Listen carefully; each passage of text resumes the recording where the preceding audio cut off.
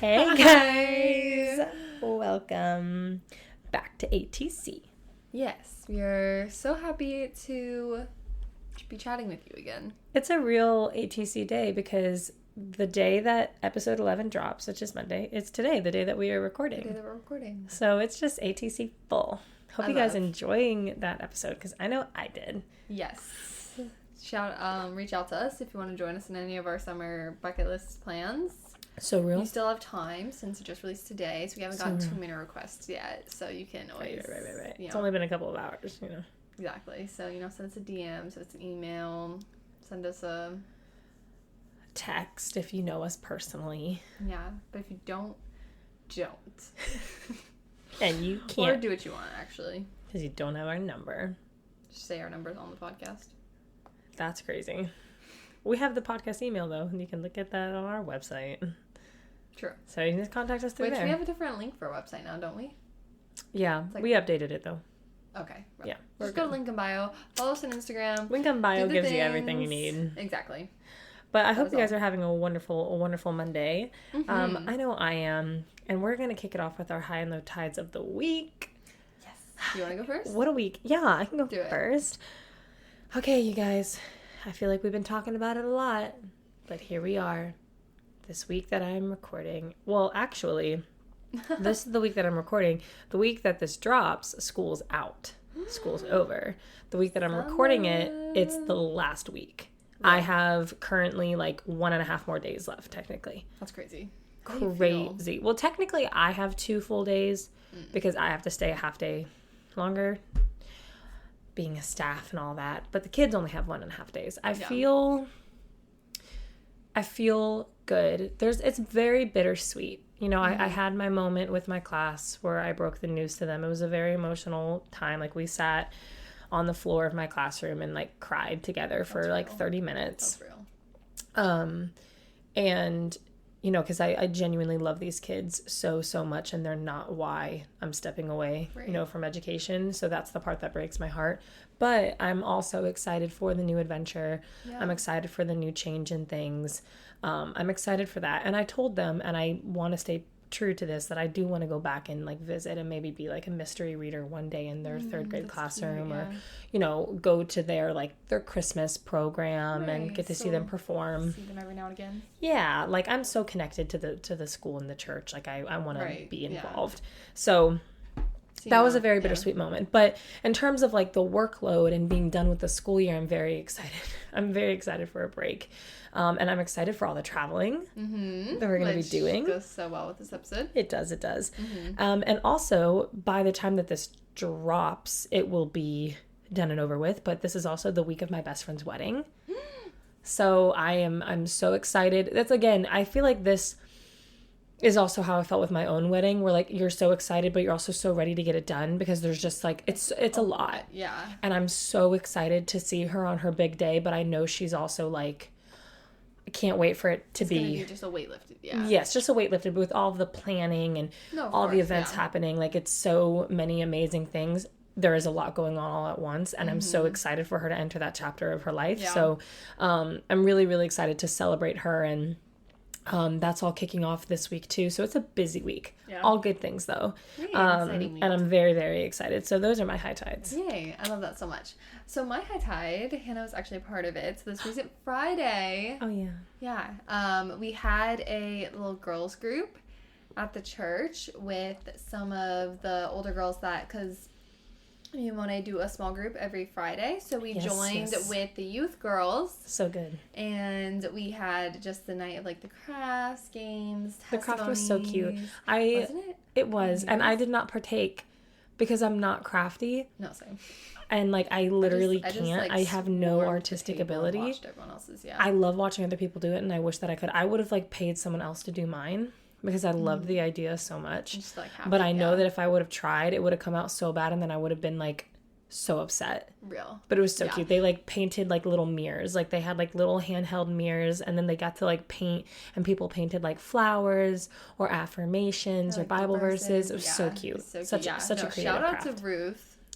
She is shout out to Ruth. She's so amazing. Literally, I left that night. I was like, I want to be her. One of the best people that if I could be Ruth, I mean, my life would be. I would sign up right now. I would. I love her so much. And so getting to amazing. just spend time with her that day too, So with like good. the planning and stuff, and just that night in general was so cute and so good. like girly. I always I love love it. those little just girl moments talking to such good friends. It was the best. And we had those cinnamon waffles. I actually, guys, I'm gonna expose myself. I still never tried one. I meant to after. So what we did that night too is there's like this hack. So you take like a waffle maker and you put a cinnamon roll in it. Yeah. And then like icing, and everyone was raving about it, and I was like, oh, I gotta try it. So I think they made more at the end and stuff, and I still never got to try it. So I'm like saying that that's a part of my high tide, but I don't. I had the regular waffles. Same. Which are so good. Really unpopular opinion. I'm not a cinnamon roll fan. Really? I'm not. My mom and my brother and like my dad, like I remember my mom used to like get the Pillsbury cinnamon rolls and she would like make them all the time for breakfast, and I would eat one. It's not like I can't, but they're really not something I enjoy, but everybody else liked it, so I thought there was something wrong with me. I like the icing. That's real. No, I just cinnamon roll without icing is crazy though. Something about it, I don't know. And I'm not like against cinnamon, but it's something with the combination of the dough. I don't know, but the regular waffles slapped. No, those are so good. They were I so feel good. that way about French toast. I love French toast. See, like I like don't have anything against it, sort of thing. Have like, you nothing... had like homemade French toast? Or have you? Or you? Is your? Okay. Or I was wondering if your French toast experience were like the French toast sticks from Eggo My Yego. No, those are actually fire. I'm not gonna lie. No, those ones that like they break apart. Oh wait, no, I'm thinking of the cinnamon sticks. I don't like those. Oh no, is it the French toast sticks? It is the French toast sticks. Those They're were so my childhood. gross. They're just actually. I'm about to go and buy some right now. Are you kidding? The ones that like pulled apart. Yes, we used to have them all the time. I love those. No, but yeah, French toast I can never get with. I don't know why. I went through a phase. But there's nothing like against it. Like I like toast, I like syrup and all this stuff, but it's just the French toast. I went through a phase during COVID where I was making my own homemade French toast. It's not difficult. Like, and it was like a somewhat healthier version. I mean, it's French toast. It's not really that healthy. Yeah. But it literally makes me, I want to make some. It was so good. Dang. I'm curious if you would like my homemade French toast. Maybe. I would have to try it. See if you change my mind. It's good. I wish I had like a homemade cinnamon roll recipe that I was like, I can offer you to be like, oh, I'll change your mind, but I don't. I don't think I'd be into it. I'm not gonna lie. But the regular waffles were good. It was also my first time trying marshmallow fluff. Not a fan. Yeah, no. Too sticky. I'll just stick with the whipped cream. Yeah, but it was good. That's the night I also learned about canola oil. Oh my gosh, you guys, she didn't know. She's over here and I can't. That was one of the reasons I was hesitant to eating them, just because it had canola oil. Because I don't like seed oils. The waffle maker, so it didn't stick. But I educated her about seed oils and canola oil. This is cancer. I was like, dang, like straight up delicious. like actual cancer. Like literally not one positive thing can be said about canola oil. Not even originally invented for human consumption. So bad. That could be a podcast episode. Seed oils. Canola oil. Oh, write that down. I'm gonna write it down. People need to be in the know. Like a specific But the thing is like it sounds specific, but it's not. It's in almost every single one of our food items. Anything that is processed is preserved by some type of seed oil. And all of the seed oils are bad. So you don't want canola oil, you don't want vegetable oil, you don't want soybean oil, sunflower oil, safflower. The word vegetable in it, are you sure? Safflower oil, you don't want it. It's so bad. They're all the same. The only oils that you should be okay with consuming is olive oil, single sourced olive oil. If it says world blend, majority of the time it's not genuine true olive oil. So you want single source. So when you look at where it comes from, it's from one single country. Real. So Italy, Spain, wherever, olive oil.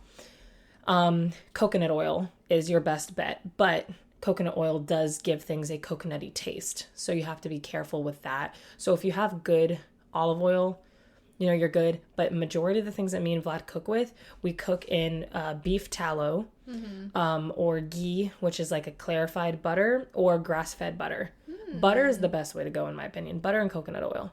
Yeah. Obviously, not everything works with butter. Most things do, though. Right. So, like, butter. Good, so. No canola oil, no seed oils. Blech. See, that's something I learned. I would have never known. There you go. Learned something new. But that waffle was good, though. I did end up indulging. I did end up. I only had like 2. It was really good. I did it. I like thought I was a genius. I ripped it apart and just like dipped it in syrup if it was like chips. It was so good. So good. Anywho. Low tide time? Of course it ended in food again. I was doing so good. I love your food high and low tides. I'm sure the listeners do too. Okay. I'll keep them coming for you guys. My low tide, guys, you know what's funny about it is that in the last episode, the last thing that I said in our last episode was that one of my summer bucket lists, it was the first one I mentioned, was to get tan. Mm-hmm. I took it a little too seriously. Oh my goodness. That just hurt I dropped my phone, guys. Sorry. I took it a little too seriously. I took it a little too far. And over this past weekend, I went to the beach with some friends. And I got burnt. I'm toasted. Crisp. They let me cook too long. And here's the thing is I am not someone that burns easily. I'm not. I tan very easily. I get dark very easily. I have not burned like this in years. I can't remember the last time I've gotten a burn like this. Like, I might get a little red where like right where your straps are, it might be a little sensitive, but the next day it's faded to brown, no pain, fine. This is like, it hurts to get dressed. I can't lay down at night. It hurts. Sunburns. And I forgot how bad they are. They're horrible. And the thing was that oh my gosh, it's so bad. And I don't like cold showers, but I also have no other choice because of how bad it hurts. And like, I was literally like struggling thinking of what I was going to wear to work today because I just like a normal bra strap, like literal, like death wish. So it was really, really difficult. And the sad thing is that I reapplied sunscreen multiple times. And what's funny is that the worst part of it is on my upper back, like right in the middle where I can't reach. And what's funny is that majority of the day, I was like, the front of my body was facing the sun. I was like sitting in a chair most of the time. So my back wasn't even towards the sun. I laid on my stomach to get my back like equal for maybe 20 minutes. And I had just applied a fresh coat of sunscreen. I genuinely don't understand. That's crazy. Like, I don't. And what was crazy is that as we were leaving, like, all of us got burnt that day. And we looked at the UVs, and it was an 11 out of 12. Yeah. I think normally it's, like, at an 8. For some reason that day, it was so high. And I'm like, I don't even know if it would have mattered how much sunscreen you put on. We were out there for, like, 4 hours. Yeah. It was you're gonna get burnt. And so, and in hindsight, I only carry like an SPF 30 because I don't normally need anything more than that. But I feel like, also, tell me if you agree with me or not, I feel like this year, in the month of May, it's been way hotter than it normally has been. That's literally my low tide.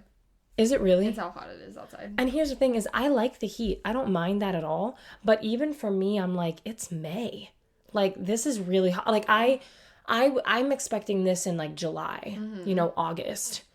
May? It's so hot It's outside. Really hot. Like, I'm constantly like sweaty. Global warming, man. Am I right? Like, ugh. And I have like a deodorant, like on like one of those. Yeah, like the little side. Satchel. Yeah. Like a What's it called? Not a satchel. A holster. A holster. Oh yeah, I was literally asking you for this word the other day. I think for deodorant. Yeah. Well, no, I was using it the other day because I wanted a pickleball paddle and a holster. So I'm gonna have one on one side with a pickleball paddle and one with some deodorant. No, it's so real. And again, I don't mind the heat. That part doesn't bother me. But like that in combination with how high that UV was, I was like, something. It's not right. Global warming, man. Yeah. But that's my low tide. I'm hoping that it gets better before all the wedding stuff when I have to wear like these nice dresses and, stuff like that. But I think it should be. It's starting to get a little bit better. Nothing's blistering or bubbling up, which is good. Yeah. It's just red and it's just really sensitive. Yeah, but I'm doing everything I can. Like I got that intense cocoa butter lotion, like the Dr. Palmer's. And I got aloe, and I've been like reapplying multiple times a day. Like I put on a thick layer before I go to sleep. So I'm trying to do all the good things. Yeah. Just gotta get there slowly but surely. Yeah. What's your low tide? Literally. Oh, it was the heat. How hot it is. Yeah. That's so funny. I was gonna say, you like the heat. I still don't really understand that. Like, I want to die. Like, when I go outside, I like, ugh. Especially when I get in my hot car, I'm like suffocating. I'm like, I'm like getting a sauna moment. Yeah, no, I'm like, oh. And then it's funny because I always forget how hot Florida summers are until it comes around. And I'm like, oh, this is death. Especially playing pickleball in this heat. See, I like that. Like, I'm so sweaty, I'm disgusting. Like, I'll look at my phone for a second, it's like a jump scare. I'm like, oh my gosh, I am so sweaty and disgusting. Like, I want to go out and play pickleball at like 1, like when the heat is at, like, I don't know, I thrive in it. I love it. But you're not the only one. All of my friends think I'm crazy. Yeah. I mean, I love that for you, though. They You're all like think in the I'm perfect wild. place. Well, that's what I always tell them. I'm like, okay, you guys are the ones that don't belong here then. Yeah, you're the ones I'm in the right place. No, that's so real. I talk about how, like, if I wish that America was on, like, the equator, because I would move to the equator where it's like funny. This all year round, because I hate the cold that much. That's so like funny. The way that people feel about the heat, like, ew, icky, like, you know, like some people get like angry because when they're sweating and they're hot and they're feeling uncomfortable. That's how I get in the cold. That's so funny. I should have put that in my top 10 hate in our hate and love the cold. I should have said the heat. We should have. Like, I genuinely, I hate layers.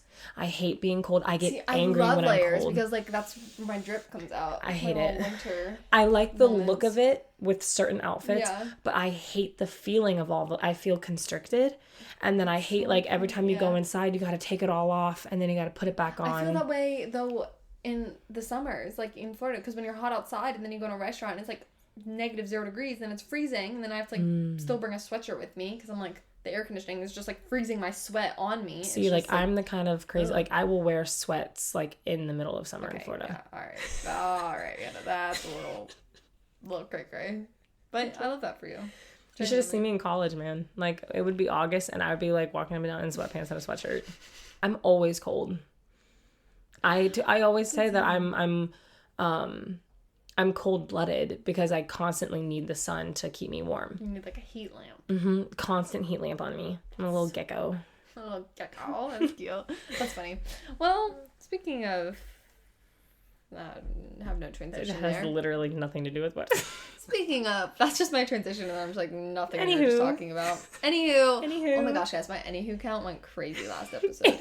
I notice it now. Bro! I notice it now, so she was telling me... I don't know if I've talked about it on the podcast I don't think you have. We talked about it before we recorded last time, because you were saying that... Who was it that was calling you out for it? My father was kind enough to be like, hey, have you noticed that you say the word anywho a lot? And it's so funny though, because of course so it's adapted since then.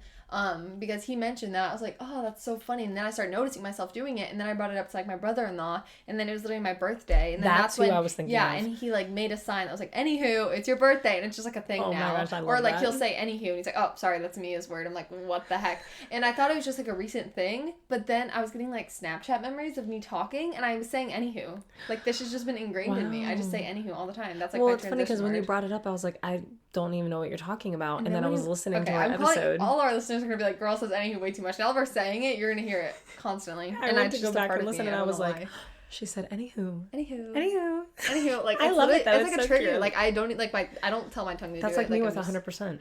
100%, yeah. I don't even think about it, and then I go back and listen, and I'm like, I swear, if you say that one more time, I'm gonna have an aneurysm. If you ever do like a visual, we should have like a counter at the bottom, like if you do anywho count, 100% count. 100% count. That's so funny. Anywho, I looked at it, I was about to say that. It's like I don't think about it. It's so funny. Subconscious. I'm gonna start saying it now. Anywho. So, as you guys know, this is our best and worst travel experiences episode. Yes. And we're just thinking about the Lord. Yeah, for our Mana segment. Yes. And wanted to change it up a little bit. Yeah, so we usually kind of pick a verse and just dive into it, something that's kind of related to what we're talking about, just, what God is kind of revealing to us through that verse. But we were thinking with the whole travel experience episode, if we look to the Bible, there's one travel experience story that comes to mind pretty quickly. Out. Yeah. Well, we figured we could take the opportunity for the Mana to like do a mini little Bible lesson, if you will. Like kind of like a Sunday school moment. Yeah. I love just stories in general. I feel like you kind of become numb to these stories too. Because you learn it in Bible school and then it's like, okay, I know it, but do you really know it? And the one we're talking about today is Mr. Jonah himself. What an amazing... First of all, if you really want to go in depth with the Jonah story, watch the VeggieTales. What? So real. It's really real. And actually read the Bible probably. Okay, read the Bible first. Yeah. read the book of Jonah, found in the Old Testament. Yes. Read the book of Jonah and then watch the VeggieTales. And if you want to have a bop, listen to the segment, and then it'll be great. You'll get your new playlist for the week because VeggieTales they did not music. Have to go that hard. God of Second Chances is, I'm not kidding, one of my favorite songs of all time, and it goes so hard. It was so undervalued. All VeggieTales music went so hard for no reason. Good. I think we've talked about this before. I think we have. Yeah, it's so good. But Jonah, tell me about Jonah. All right, so Jonah is honestly a pretty relatable guy. Like, you think he's bad, but like, he does bad things. But so yes, he's a prophet. So he is a prophet, and the Lord is kind of telling him to prophesy to the city Nineveh. Yes. And Jonah, this is obviously very much recapped, but he was like, I don't want to do that. And keep in mind, he didn't want to do that because Nineveh had a reputation. Yeah, that place was not the best. It was known for, like, pure evil. I'm thinking, like, Noah time of, like, when literally Noah was the only righteous man. Yeah, like, they were... Like, because everyone was that they, evil. Like, looked up the sins and said, let me do all of them. Literally. As a little... Like, it was bad. That was their bucket list. It was how much bad stuff they could not do. A good... They were, like, they just had a notorious reputation of being a nasty, evil people. Yes. And it was not a pleasant place to go. In the VeggieTales episode, they slapped each other with fishes. Yes. That's what I was thinking. They just did nothing but slap each other with fishes. Yeah, so no one wants to go to a city like that. That slaps each other with fishes. But no. So he was pretty much like, that place is like beyond saving. Like, I don't want to even look at it. God, I know that's what you're telling me to do. But I'm going to get on this boat and decide to... I don't know exactly. I don't remember where he was going. Tarshish. That's where he went instead? Yes, he was going on a boat that was going to Tarshish. Tarshish, okay. Yeah. Tarshish. The names in the Bible. Love pronouncing. Yes. Yeah, so he gets on the boat. He's out of there. He's like, God... Can't do it. Yeah. No, thank you. And a terrible storm came. Yeah. God responded pretty quickly. And all of the people on the boat knew. They were like, God is mad. Like, where did this storm come from? And they looked at Jonah and they were like, who are you? Because you got on our boat and then this started happening. Rando, yeah. And Jonah was like, I'm a prophet of the Lord. Whatever. So they were like, throw you overboard. Yeah. They were like, get out. Yeah. And they threw him overboard and the storm stopped. Mm-hmm. And Jonah got swallowed by a fish. Yes, a giant fish. Is what they call it. Yeah, because it wasn't confirmed that it was a whale. But this giant fish, and he doesn't die in the fish, which I always think is crazy too. He was in the fish for 3 days? 3 nights? 3 days, yep. 3 days? Mm-hmm. And then in the fish, he does a lot of self-reflecting, because what else can you do inside of a fish's stomach? And he asks for forgiveness from the Lord because he realizes, oh, this is obviously because the Lord asked me to go to Nineveh. I did not. I'm in this predicament. God help me. I repent. And then God was so gracious to have, let the fish spit him out back on shore. Yep. And Jonah ended up obeying after that. He did go to Nineveh. He went to Nineveh. And originally, he was supposed to go to Nineveh to literally, like, warn the people of God's judgment coming. I know, which... Because God saw the wickedness that was happening. Mm-hmm. And Jonah went and did that, and they ended up, like, listening. That was the crazy part, is, like, these people that were so wicked, they listened to the message. I think that's so crazy, too, because, like, if you think about it, something so big, like, he didn't want to go because that was, like, an impossible job. Yeah. And it's like, no, like, if it's in God's will, like, they listened. Things can happen. Even though you can't do it, which is true, you should really have the right to be nervous. We should have the right to be nervous to do these crazy things that God might be calling us to. But it's the fact that we don't have to do it ourselves. Yeah. And it's God's calling us to do it. And when we are obedient, he's right there alongside us. We're not doing it alone. Yeah. There's nothing impossible for him. Literally, these people's willingness to repent of their wicked ways, it says God changed his mind and decided to not destroy the city. Now, my favorite and the most ironic part of all of this, Jonah being a man of the Lord and Jonah being a prophet, he was angry at God's mercy. Yeah. He literally was like, I'm saying. He's honestly, we get so caught up in our own justice system in our heads of what we think should and should not happen, what is right and what is wrong. And to a degree, Jonah was right. They didn't deserve forgiveness. They deserve to be destroyed. Don't we all? Yeah. Don't we all fall short? Mm-hmm. So he was literally like waiting for God to destroy the city, and he was going to enjoy it. Yeah, and it was literally right after, though, he disobeyed God. Like, it wasn't like he was living this righteous life, and it was like, going to Nineveh to prophesy, whatever. He's like, oh, I said yes. He's like, bro, you literally ran in the opposite direction. Went against God. They're doing the same thing. You think you'd have a little more grace for them. But I think God was like, no, I'm going to show mercy and forgiveness just like I did to you. And Jonah was not happy about it. And it was a humbling moment. Yeah. Where like, it doesn't matter if you're a prophet or not. It doesn't matter who you call yourself, who you think you are. We have all fallen short, and none of us deserve the forgiveness that God graciously gives us anyway. And so when we see other people getting forgiveness for wrong things that they've done, even if they've wronged us, we need to understand our place and the fact that God has also forgiven me today. Yeah. No, Jesus had a whole like parable about it when the people owed money. There was like these two men, you know, obviously I'm not using the right terms, but they owed money, and then one guy would have this way huge amount that he owed. Yeah. Got forgiven, and then someone owed him something, but it was a pretty tiny amount. Like held it against him and was like, no, you still owe me this money, whatever. He's like, bro, I just forgave you for how much? Yeah. And you're like, Jesus had this whole topic about it. It's like God gives us so much grace that like we can't even fathom it. Like just that's what he's calling us to, is just love others, not hold yourself above other people. Standard. And I think it's kind of cool too, because we can kind of think about how we could use our experiences that when we mess up for God. You know, I feel like Jonah had an opportunity there to be like, guys, I know what it's like to mess up, but God still has that mercy and forgiveness. Like, preach it out of that heart instead of being like, wait, you guys don't deserve it. I wasn't as bad as you. But just think about like, oh, although Jonah messed up, God still could have used it if Jonah was willing. Like, I feel like we should have that willing heart to almost use our bad for his good. I agree. That's what he wants for us. And it's also a story of like, God's will, what God wants to happen is going to happen. We make the journey difficult. That's good. You know what I mean? Like when we're talking about like our traveling experiences this episode, and Jonah literally could have gone on a boat, had a nice little boat ride to Nineveh, or however, I don't know if getting on a boat was necessary to go to Nineveh, but however it was necessary to travel, could have gotten there, done God's work, done the job. And instead, you know, we have free will. He chose. God made it very known. That he was angry. Like, excuse me, sir. But, you know, and then, but ultimately, you know, he got swallowed by a fish, brought back to the place, you know, brought down on his knees, like, you need to be humbled about what you're doing here.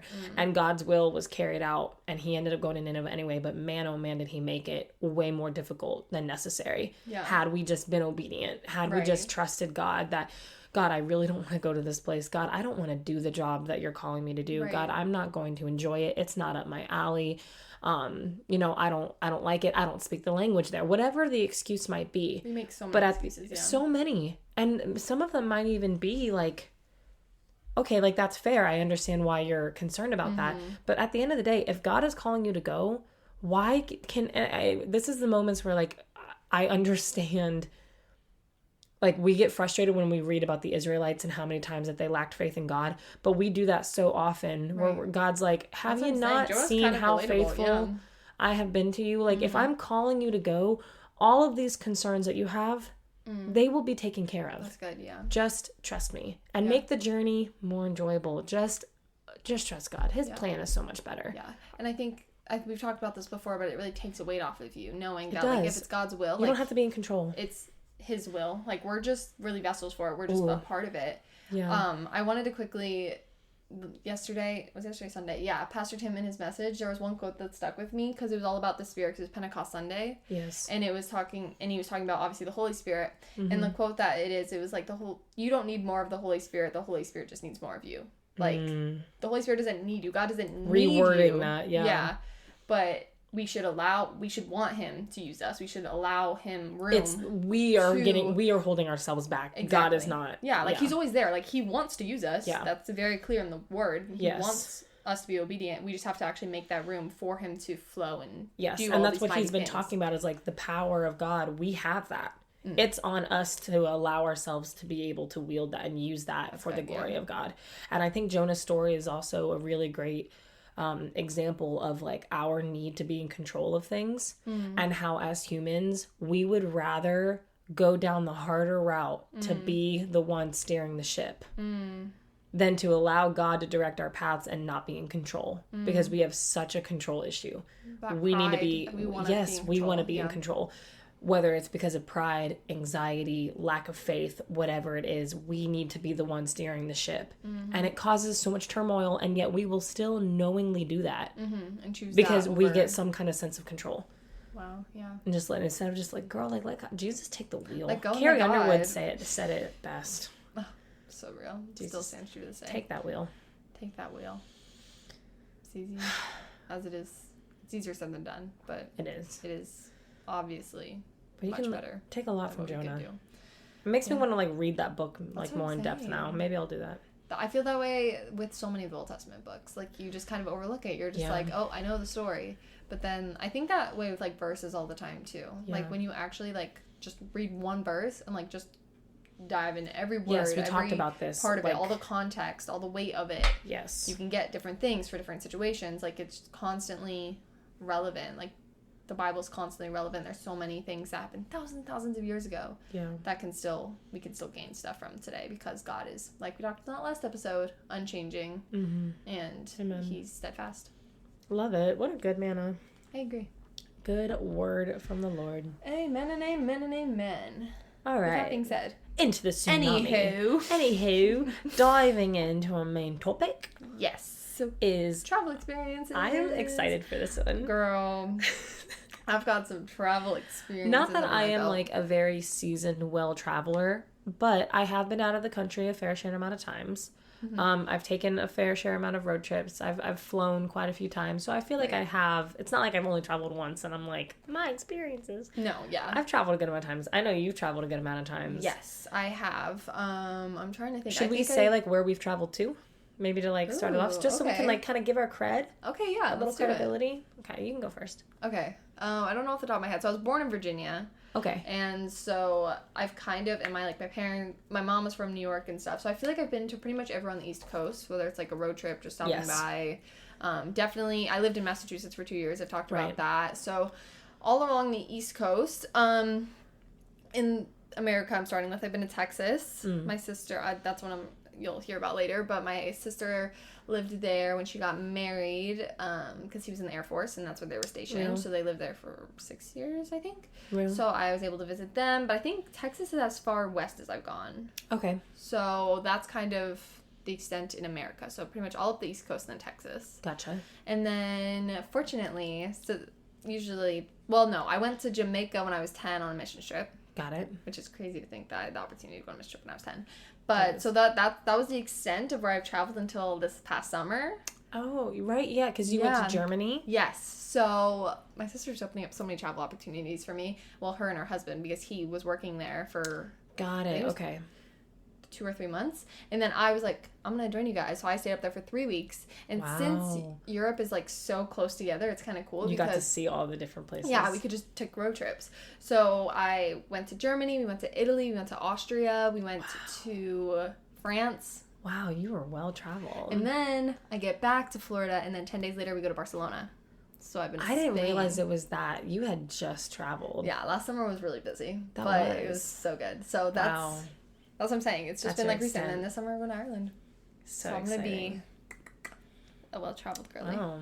Yeah. So for me, inside the United States, kind of like you said, I have family all up the East Coast. Yeah. So like doing road trips, traveling. My dad also used to travel a lot for his job. So like I've been to the Carolinas quite a few times. We like went on a road trip, like stayed in Georgia. Right. So I've seen that. I have family in Virginia. So I've been to Virginia. I've been to DC. Right. I've been to New York. And then I also have family in Maryland and I have family in New Jersey. So I've been both there. So a lot of places up the East Coast. I've also been to Kentucky because it was fine arts, I believe, a couple. When I went to Kentucky. And then I have been to Colorado because one of my roommates is from Colorado and we went there for one of our spring breaks, which was really, really fun. And then on the West Coast, I have family in Washington State. Oh, so I've been to Seattle and I've been to like upper Washington, like more towards the Canadian border. And I even went to go whale watching. I saw orcas. Like that was really cool. That's so fun. I'm actually terrified of whale watching. I honestly was too because I have a very deep fear of orcas. They are, number one, genuinely like killer whales, yeah, like for a reason. Insane. They're insanely intelligent, and like they set out to kill. They are like the equivalent fear I have of like alligators, crocodiles. Like sharks I'm scared of because they look scary, but like sharks don't kill. Yeah, sharks aren't out to kill. Like they think that you're food, they bite, they realize you're not, and then most of the time like it's done after that. They're unless it's maybe like a bull shark and they're a little more aggressive. But most of the time, it's because they mistake you for something else. Alligators, they will literally kill you and they won't even eat you. Like, they just kill you to kill you. They're terrifying. There's a reason they've been alive for that long. Those are living dinosaurs. They were, like, we read about crocodiles in Moses. They're still around. That's crazy. That's wild. And same, like, with orcas. I've seen videos of, like, them, like, forming an attack, like... on a seal, on like an eye, like they have like tactics that they use, and like the way that they travel and attack together to like kill this. I'll have to like show it to you. It's wild. Ugh. So I was going out there. Granted, we saw mostly babies, terrified. But it was scary because like they don't care about you. Watching because like I feel like they're gonna like tip the boat. Yeah, like when they come out of the water and do like a little trust fall. I feel like they're gonna trust fall on the boat. I mean, that could definitely happen. That was terrifying because I lived in Cape Cod. That's a huge thing up there, and I refused to go on one when we lived there. That's fair. That's a healthy fear, I feel like. Scary. Yeah. But that's really cool, though. What experience. Yeah, and then outside of the United States, so I've also been almost everywhere in the Caribbean because my family's way of traveling since I was a kid is on cruises. Now, is that a genuine, like, way to, like, really see an island? Sometimes it's very touristy, but nonetheless, I still got to go there. Yeah. So I've been to... Puerto Rico. I've been to the Dominican Republic. I've been to Turks and Caicos. I've been to Curacao. I've been to St. Thomas and St. Martin, which those are technically owned by the U.S., I believe. I haven't been to Jamaica. That's one I haven't been to. But I've been to a lot of places in the Caribbean. I've been to Mexico quite a few times. And then in Europe, I've been to Ireland and I've been to Barcelona. So pretty well traveled, I would say. Well traveled. Yeah. We did have that layover in London. So we did have a layover in London. Not that we got to see the city. That? I mean, we did. Actually, no. My whole time in London was horrible because we were riding backwards in a car in a van, stressed, and I thought I was going to throw up. Though. To your worst travel experiences. That wasn't even. I didn't write that down. that was just that was an addition. No, you're right. I'm getting ahead of myself. But I want us to start with our best experiences, and I want to end on like the funny bad ones. Because there's like there are those stories now where like now we can look back and laugh at it, but in the moment I was actually going to die horrible. Yeah, truly thought I was going to see the Lord. Yeah. So you can start with your first best one. Okay, my first best one. Oh, my first best one. This is actually pretty recent. I was going to DC. And it was like for a really short weekend, so I didn't have to bring that much. Or no, maybe I did have to bring much, but we had like a deal. I was going with my parents, and they were in the military, so I think they got like a deal with luggage or something. So like I could just pack it all and just send it away. And it was such a short flight because DC is like 2 hours. Yeah. And it was like one of the first flights where I felt crazy. I didn't have like a backpack or anything. Like I just went as if I was going, like, I went on the plane as if I was going to, like, the mall with, like, my phone and, like... Oh, that's wild. Which I know people do that, but that's... That's what I'm saying. But I felt, like, so free. I felt so fun. And I'm going through security. I, like, didn't have a bag for them to check. I just, like, walked through. I was like, this is crazy. And I thought that was really fun. And then it got even better because on the other side, they had this Dunkin' Donuts in this airport. And I don't know why this was so... I think it was just Dunkin' Donuts in an airport. That's interesting. I always see only Starbucks. I don't think I've ever seen a Dunkin'. Go to Massachusetts. There's a Dunkin' Donuts on every corner. Dunkin' Donuts. Really? Yeah, it's like it's like a thing, yeah. Well, it's just called Dunkin' now. But is it really? Yeah. I don't know if it's spread down here, but up there was like a big thing. We lived up there when they did like the change. Oh. And then it was like just Dunkin'. Yeah. But so there's like a Dunkin' Donuts, and they're having like this deal. I don't know if they're like all really old donuts or something, but everything was really cheap. I don't remember the exact price, but I got like 3 donuts, like a muffin, and like bought out their entire thing, and it was literally like $1.99. That's wild. So I stocked up on donuts. So I had like nothing on me, and I had like crap ton of donuts, and I had the short flight, and I had a movie downloaded, and I was living my best life. Wow, I love that for you. I will get into why I hate planes, but I really do, and that was one of the only like plane experiences that I didn't want to die on. Oh, nice. So yeah. Let me look at one of my first best. Oh, I was just going to talk about cruises in general. I love cruises. I've never been on a cruise. They're so much fun. Yeah. For me, I hear people's opposing opinions. And I've heard comedians like make jokes because like they view cruises as like really trashy or something. Listen, we didn't grow up with a ton of money, and for everything that you get on a cruise and how many different places you get to see, you're definitely getting the bang for your buck. Like for sure. So like, and I believe that. And it's honestly the best way to travel when you have kids. And here's why. Here's why. Okay. Number one, on a cruise, like you don't have like a weight limit for your suitcase. You can pack whatever you want. That's really nice. Whatever you want. So like you don't really have to worry about that. You get like to your little room and everything. Are the rooms big? No, but you're barely in your room. Yeah. You know, you're just there to sleep. Okay. And you get there and like when you have kids, they have so many like programs and clubs for kids that are basically kind of like little summer camps. Like you drop them off at like the kids club and like they take your kids and like they have fun with them. But also you let your kids loose. Where are they going to go? They're on a boat. That is true. They're on a boat. There's security. Like there's like the team members everywhere. Like when I was young, me and my brother, we just got to run free. Yeah. And like my parents could like enjoy their time. And we, like, you felt, like, so independent and so free. Because you get to run and go off where, like, they have ping pong tables. They have, like, the rock climbing walls. I love that. They have free ice cream, like, free soft serve. So, like, as kids, we're, like, sugared high. Like, we're getting a soft serve. There's, like, the pools. And there's, like, the free buffets. And you can just go in and get free food, like, whenever you want. And it was just, like...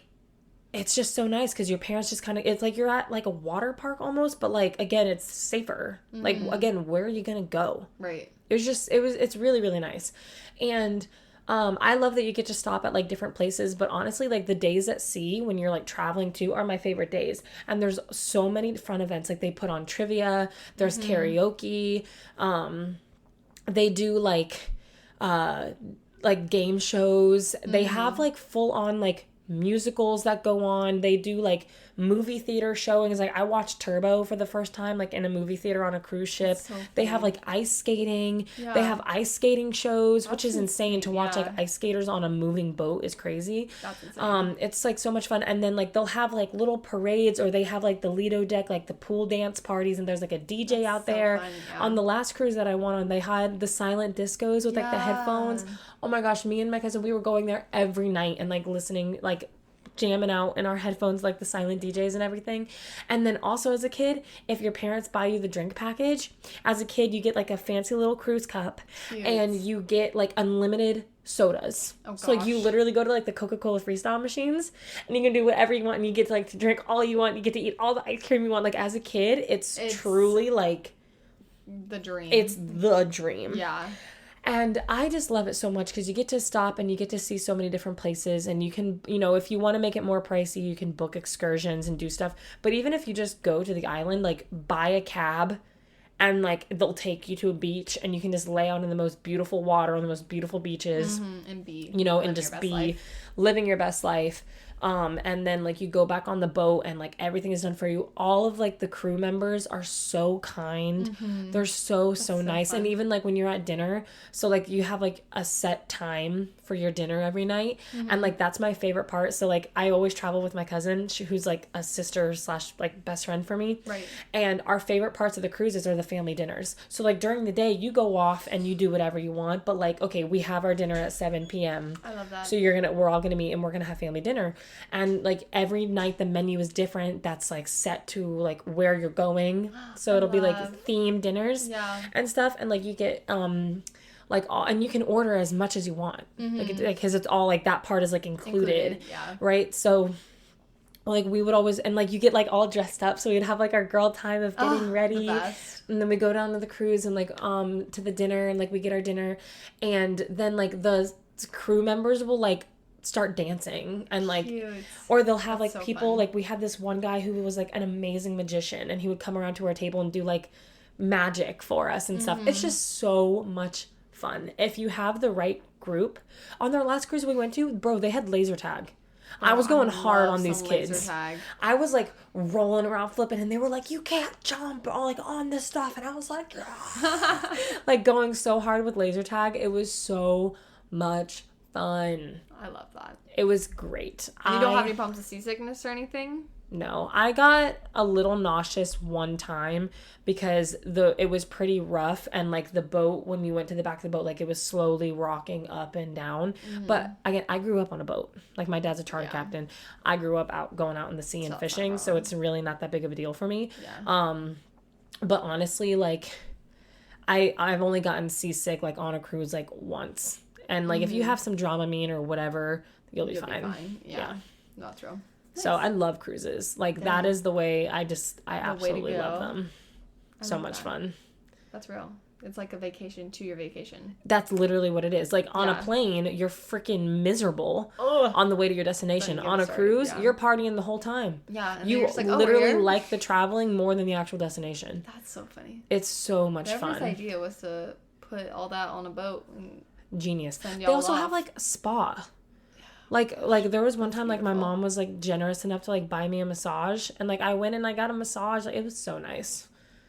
But they also do like little, like they do so many things. So like when you download the app, like they show you all the stuff that they're putting on, and like the spa will put on like little free things where like they give you like a little free like facial, and like they teach you about skincare and stuff like that. And they were doing like free little 10-minute massages. Like you just got to look for it. And they do so many things. There's like hot tubs, like love a good hot tub. Literally so many, so much fun. Dang. Well, I gotta keep an eye out. Send free cruise tickets our way. I have just one more little good travel experience that isn't crazy, but it stuck out. So it's actually not a plane or a boat. I'm pulling out another mode of transportation, but I remember when we did live in Massachusetts, my mom had an office in Boston. So we lived in Cape Cod. Yeah. And she had an office in Boston. And I remember there was this one time where we took a bus. And it was kind of the whole concept of, like, I felt so independent because I didn't sit with my mom. I was like, you can sit in the back. I'm having my bus main character moment. And I just sat in the seat. And I remember putting headphones in. And there was, like, no one there. And I was just, like, sprawled out. And I was like, this is the life. Love that. Yeah. Which you would never think on a bus. But I just, like, made it. I, like, romanticized it. And I was like, this is a movie right now, and I just happened to be one of those cool oh my gosh, I'm in a bus, you have no idea where I'm going. I'm so mysterious, and I loved it. And I still, you know what I really want to do? I want to go on a train though. One of those like sleeper car things. That'd be cool. I mean, we're going to go on a train when we go to Ireland. We have like a 3-hour train ride. Oh, it's gonna be on a train? Yeah. Oh, lit. Because we land in Dublin, but we have to take a train ride to Cork. I thought we were taking a car. No, we're going on a train. Yay. Yeah, that's so excited. I can check that off. There you go. Woo, woo. But yeah, so that's just another Is that your last love or good experience? Okay. My little last love experience, like really short because I want to have enough time to talk about the bad stuff. But it was just my first time going to Ireland. Honestly, like everything for me like went well, like in terms of traveling there, and I fell in love with that country. I loved Ireland. I loved everything about it. Yeah. And that was also the longest plane I'd ever been. I think that was like an 8-9 hour flight, which was tough, but I mean, overall, it was still like, and we have such a good group, you know, when we go. So, like, it makes it more fun. Yeah. But, yeah. No, that's right. I'm so excited for the summer. Okay, getting into worst. Do you want to go first, or do you want... How many do you have? I just have 2. All right, let me go first, because I think I have 3. Okay. So, we'll go me, you, me. Okay. So... the first one was our last traveling endeavor to Barcelona, specifically on the way back. Yeah. Because, so basically we had like a flight to London, and then we had our flight from London to home, and there was a very tight layover. And we had said it from the beginning of the trip where Viet was like kind of joking. He was like, yo, I don't know if we're going to make it home. Yeah. Like I genuinely, like if our flight gets pushed or delayed. He literally told us not to check in bags if possible, so that we didn't, like, because we weren't going to make it. He didn't think that our baggage would come in time. Yeah. Like we were kind of like set up for that. Yeah.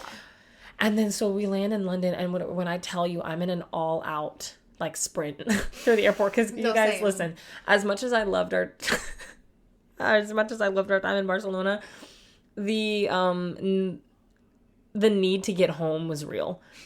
I needed to get home. Like I was ready to go home. So I was like, I'm not missing this flight. You guys might.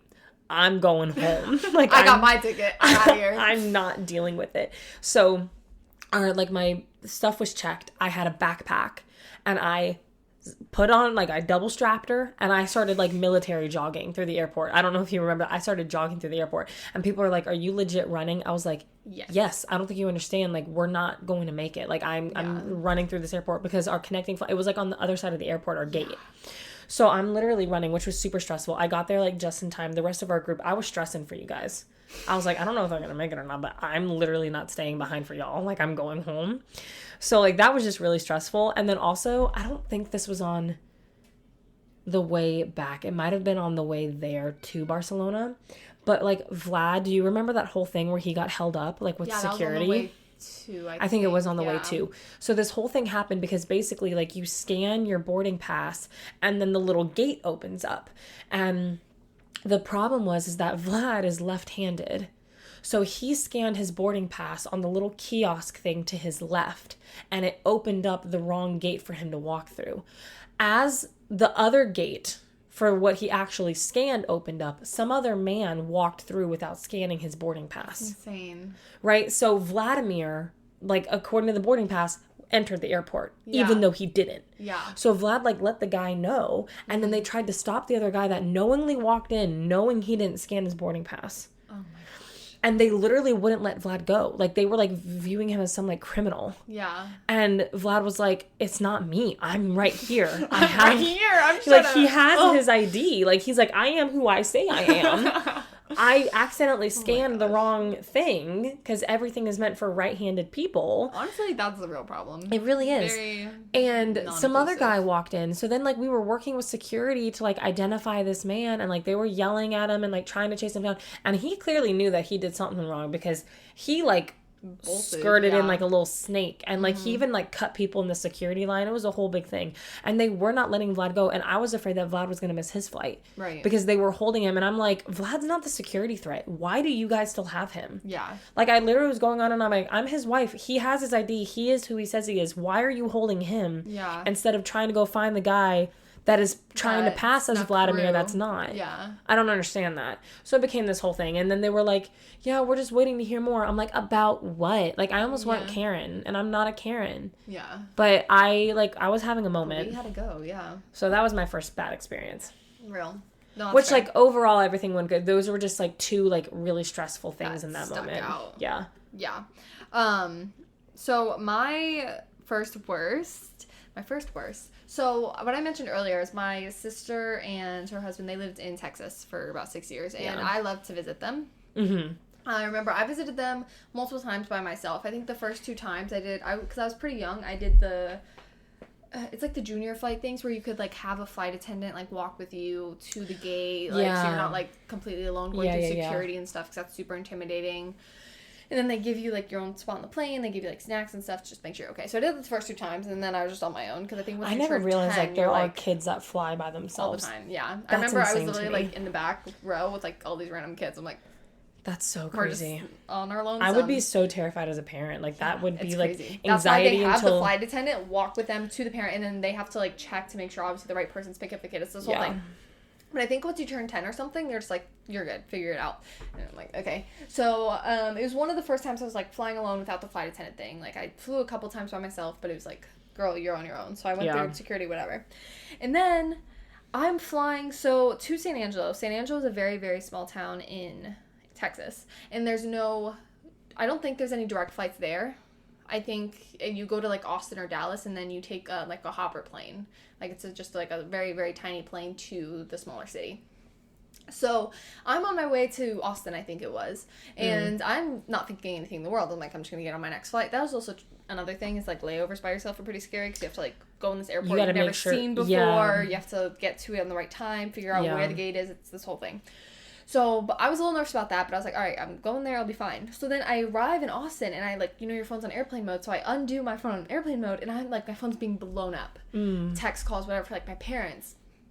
My connecting flight got canceled because of a snowstorm. Oh my gosh, so you're in the airport by yourself. Yeah, and I'm this little girl, and they're like, oh my gosh, I don't know what, like, you're gonna do. Like, they were calling, like, everyone they knew that's in the area. That's as a parent, I would freak out. My mom, she says now, she was, like, trying to play cool over the phone, which I don't know if Shirley was. I was still like, okay, she's upset, but, like, she was like, I would have stressed. I would be having an anxiety and I couldn't get attack. like a hotel, because usually if that happens, people get hotels, but I wasn't 18. I couldn't be put in a you're hotel. a kid. I didn't have anyone to pick me up. We didn't know anyone in that town, so my options were like sleep in the airport or like have someone in the area that like they barely knew. I think it was my mom's like friend from the Air Force like 10 years ago or something, 10-20 years ago. And that's still like that's picked iffy. me up. Exactly. So it was this whole thing, and then it turned out that my brother-in-law's friend's parents were in the airport at the same time. So they were calling everyone they knew. Were in the airport at the same time with the same issue because they were visiting his friend. That's God. Yeah. And so they're calling me. They're like, meet up this parents. They're at this gate, whatever. So I meet with them. I'm meeting this random family. You don't know them. I don't know them. Yeah. I was sprinting through the airport. I'm like crying. So I'm like, I don't know what I'm doing. I would be falling apart. And so I meet this random family. They're so sweet. But we get pretty much, there's this one flight that gets us to at least closer to where we need to be on one of those hopper planes. So we get on that flight and we get there, and then I'm riding with this family. I think it's still a 4-hour drive at this point to where we actually want to be. Yeah. So we get a rental car. This family's just taking me under the wing, and I'm like, okay, I'm just it's literally I could have gotten murdered. They were really sweet, but I could have gotten murdered, or it could have been, it was That's so stressful. wild. So yeah, I'm just with this random family. I'm like, hey guys. So then I ride 4 hours in this car with them to the place I actually need to be in this like blizzard, because that's why the plane got canceled. The flight got canceled, whatever. Wow. And then I finally arrive, and then my luggage, obviously I don't have it because they didn't put it on the connecting flight. So then I have to live 2 weeks like without any of my luggage. That's wow. I mean, that's about as bad as it gets. Yeah. And I was very young at the time. It was my first time like flying actually alone. insane. It was, pretty crazy. And at the time, again, I was like, I'm going to die. This is the end of Mia. I'm going to be in Austin Airport for the rest of my life, and this is great. If you didn't have anxiety before that, you had anxiety No, after. literally. And I remember like going up to every flight attendant. I'm like, I don't know what to do. I'm scared. And they were just like, you're fine. I'm like, all right. I remember them all being kind of mean. I was like, all right, screw all of you. Sometimes I'd be like that. Yeah. So, but I made it to where I needed to be. I made it home safely, and I learned a lot from it. You're here now. I'm here Tell them now. the story. Exactly. I realize I actually only have 2 as well, so it works out. Okay. Because we're definitely going to go over a little time, but Just it's a fine. little bit. So my other worst one, I was actually cracking up thinking about this because I totally forgot. Not a flying story, plane story. It's a road trip story. Love. So back in high school, I went on a mission trip with the church to Miami. And I had done this mission trip like 3 or 4 times. Like this was a reoccurring one that they did, Miami missions.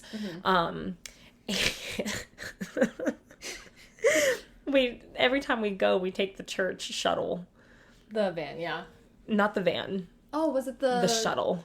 I think I remember the shuttle. They don't have it now, do they? No, not from what I know. That's like a very, it was very vague it was memory old. for me. I never It used had yeah. like the windows. They have the logo on the side. The logo on the Yes. side, the old logo on the Yes, side. yes. Okay, so we would have like some of our stuff in the shuttle, and then like we would have like a little mini like trailer in the back for like some of our other stuff. And we're going down to Miami, which is like like a 6-hour drive, like depending on where you're going, 4 to 6 hours, I guess. And I mean, it's probably 6 hours because we're in a church shuttle, Real. not fancy, a fancy sports car, okay, with like a lot of people on it. And I remember like after the ride there was fine. It's always so much fun because like you're in a shuttle, like you get like 2 seats, like it's comfy, like you're having like the best time with your people, whatever. But once we got there to Miami, and keep in mind, this was like over the summer, like I think it was like over in July or something like that. Right. Our AC broke. Oh my goodness.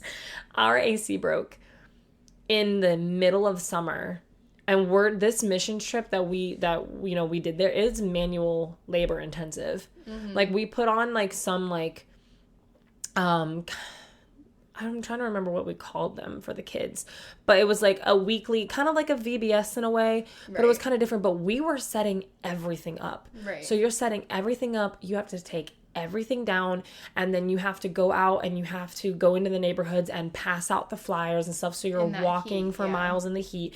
And then there were other days where we were doing like community service. So like we were going to like local schools and like painting parking lots, cleaning out their closets, mowing people's lawns, picking up like shrub and stuff. Like there was one year, I think that was the last year that I went, the last year that we did it, like we literally were working with this other church that was different, and then like we had to like mow a lawn and like take out this old shrubbery to like put on the event in this field type of thing. So like it was different every year, but there was a lot of work involved in it. And there were other times where we were like feeding the community and feeding the homeless, and you got to set all that up and, you know, and everything. So it's a lot in the heat. Dude, it was probably like 100 degrees outside. It was hotter inside the van. So after you're doing this manual labor and working your tail off, you're going back into the van to shuttle around to drive around in no AC. It was so bad. And like they kept trying to like fix it, and it was not getting fixed. Were you guys like fighting over going that back seat, like all the way in the back in that heat? I cannot imagine. So then I was also laughing about this though, because I was thinking of like some of like my core Miami missions trips.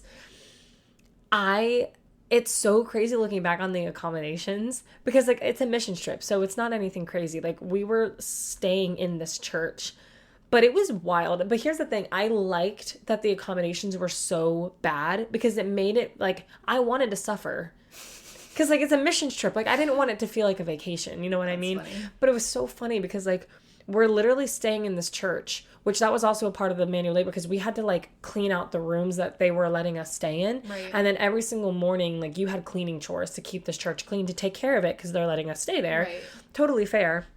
But it was a lot of cleaning. And it was a lot of, like, organizing, throwing stuff out, like cleaning out this church. Yeah. And then like you brought an air mattress, and we were literally all like, there would the entire room was nothing but air mattresses of people sleeping, people snoring, the whole 9 yards. So it was a lot. And then like the shower situation, it was like upstairs, like where they would have like young adults, and there was like, it was like they would play basketball up there, but there was also a stage, but there was also a kitchen. It was the weirdest setup. And they had like these like locker rooms that had like 2 bathrooms and like 2 showers with 0 water pressure and 0 hot water. And there was like, this was like a convention that was put on. Like there was so many people that came. So there was like 100 girls. Mm-hmm. You're waiting in line to use the shower, and you're taking like a 2-minute shower. Like they would, like you had like a time limit, like less. It was like 3 minutes.